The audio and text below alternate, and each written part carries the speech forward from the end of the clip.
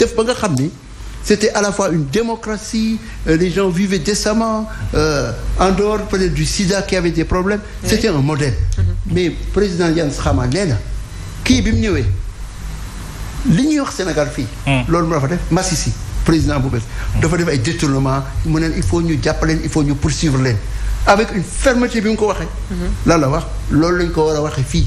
mais ay maslaak jël ay. mais quand vous dites que ces gens ont pillé dañoo pillé Sénégal donc ça veut dire que vous donnez raison à Ousmane Sonko qui dit tout le temps et partout que non seulement dañu hérité benn réew nga xam te ne dañ koo caxat-caxatee mais que ces gens là dañ leen war a topp parce que li ñu jël dañoo jël alalu Sénégal gi yëpp alalu askan wi yëpp ça veut dire que Ousmane Sonko a raison. mais pourquoi ma jox Ousmane Sonko raison maa ko njëkk a bind.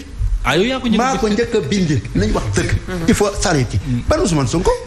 ban Ousmane Sonko. c'est parce que waaye yow da ngeen di wax li am dama ne. l'évidence est là. mais bien sûr. non et non. du moom moo ko wax. ah kon yow yaa ko njëkk a bind. le droit. n'est-ce pas. oui. d'auteur c'est d'aller vers source bi.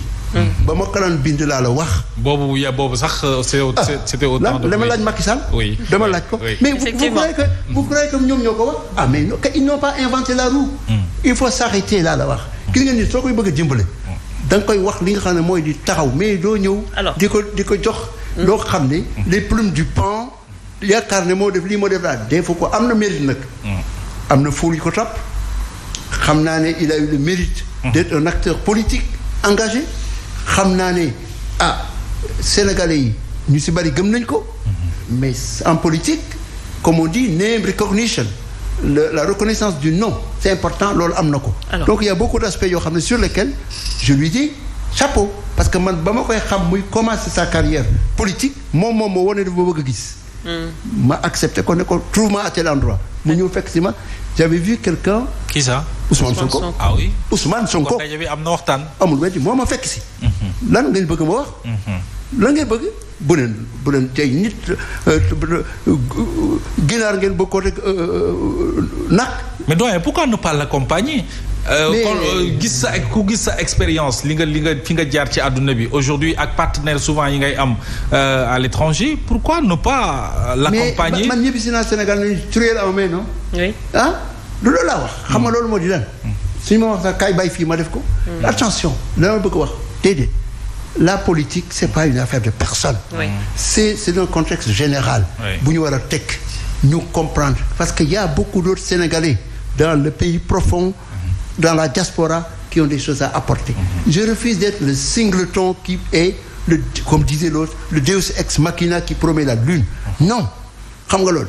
par contre il faut que ñu xam ne du ñoom rek ñoo ko mën a def et que s'ils ne sont pas prompts su fekkee ne le coup d'opportunité il le rate comme c'est le cas de ce que je vois du ñu dem fenn laa la wax. mais là vous l'avez da nga ko yàgg là quand même on vous l'accorde vous l'avez toujours dénoncé du temps du président de la République Macky Sall on a quand même yàgg nañu gis sa ay postes nga koy dénoncer donc Mohamed également vous a posé cette question je pense que si aujourd'hui bu fekkee yaa ngi détenir yenn yoo xamante ne te xam naa ne que xam nga am na yu bëri yoo xamante ne xam nga ko par rapport justement à ces détournements vous êtes prêt à quand même travailler main dans la main pour justement mu bañ a am détour dans certains du wax naa leen 120 kilomètres carrés de terre donnés sur la Falémé à quelqu'un du wax naa la benn exemple. oui mais on peut parler du Covid on peut parler d'autres exemples. plein de choses et vous avez les preuves de tout ça. mais yéen ñëpp am ngeen si man fi may toog nii à tout moment. dañ may yónni. tout à l'heure am na ku ma yónnee ay affaire Petrosen du ma si bind.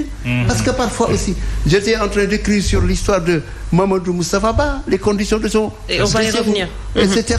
et tant d'autres choses mais xam nga. je veux pas être un délateur moi. Oui. C'est pas ma vocation.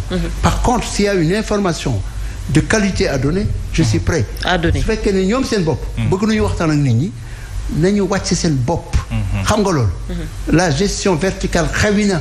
c'est la gestion horizontale. et sur ces dossiers qui les concernent. justement parce que vous avez dit tout à l'heure que ñoom également dafa am ay dossiers yoo xamante ne ça les concerne que ils n'ont pas la main blanche en quelque sorte entre guillemets mais yan dossier ngay wax exactement parce qu'ils n'ont jamais eu quand même à gérer. non les histoires de fonds communs les histoires de terrain qu'on donne aux gens des impôts aux magistrats loolu lan la corruption passive loolu nga foog kan kan moo fi propre. et comment. lan la mais noonu la système bi doxee. mais système boobu dama ne la. waaw dama ne la après. ñoom du ci ñoom système bi lañ. non mais d'accord après avoir bénéficié du système léegi nag ñu arrêté ko loolu mooy comme quelqu'un comme on dit mu jël échelle bi yéeg ba sa kaw léegi daanaka si suuf man egg naa fa déedéet non il faut qu'ils fassent leur autocritique d'abord ñoom tamit parce que ils ne sont pas propres loolu mooy wax ji. bàyyi leen di leen dëkkal fu ñu dëkkul. Azer bi nag. mais li ma si wax amul wecci. gis naa la ay Santander man daal mais doyen lu tax nga jël sa temps dem ay banque Santander photo foofu mais parce que je suis un combattant. mais loolu lu ci jublu. mais parce que pour wane ne man ku ñëw di ma ne da ngay xulóog man problème bi sama ko yóbbu là où ça compte. du ma toog fii ay nit ay dañuy def ay complot kii suñuy fi ne déedéet. c'est au niveau mondial laa ko yóbbu. Macky Sall bi nga xam ne dañ ko doon xeex mu nekk fi. du dañoo dem au tribunal pénal international. wala déet. maa nga fa woon gis ngeen moom ma wax. du dëgg. oui. Sénégal yi jox Juan Branco man 1998.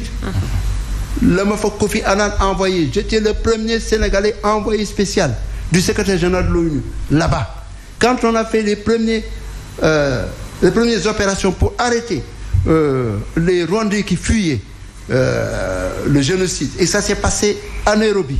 maa nga fa woon dans la salle d'opération le matin Louise Arbour présidente de la cour pénale à l'époque et Kofi Annan m'ont appelé CNN m'a appelé je me souviens de ça. il faut ñu xam li xew donc bi ma leen def loolu bi ñu demee ci tribunal bi. pénal bi j'ai écrit au procureur du tribunal monsieur Khan. J'ai écrit à mon ami Mandiaye Niang qui est un Sénégalais qui est le numéro 2. Je suis allé voir mon ami Jean Pelé à la Cour internationale de justice à côté. Il est resté avec moi. Et parce que je l'ai connu quand il était au tribunal international d'Arusha. Oui. Et on est resté là-bas. Et dama ne la ce combat-là a été décisif pour faire partir Macky Sall. De la même manière laa la wax. Azer bi mu amee bi mu ci bindee. oui. fan laa ci toll. fan nga ci toll dégg naa ci ay plainte. est-ce que Abbas est-ce que bokk nga ci série de plainte. j'attends la plainte jusqu'à cette minute. jotagoo ci. ban plainte. waaye yéen xam nga dafa ana plainte yi dans Sénégal ñu sax les inondations nga nekk ci ay milliards nga détourné ko les gens ont détourné l'argent du Sénégal nga bëgg naa da ngay nappaate. ñoom ñooy neex day ay Sonko ak kii ay Pierre Goudiaby ñoo ne kaay ñu poursuivre Adama pour qu'il se calme. La volonté c'est de museler une voie libre. Vous pensez que tout ça c'est pour mais bien sûr que c'est ça que cherche c'est ça loolu rek la. kii daal bu mu fi wax danaa ko wax de attention. C'est pas négociable la liberté d'expression.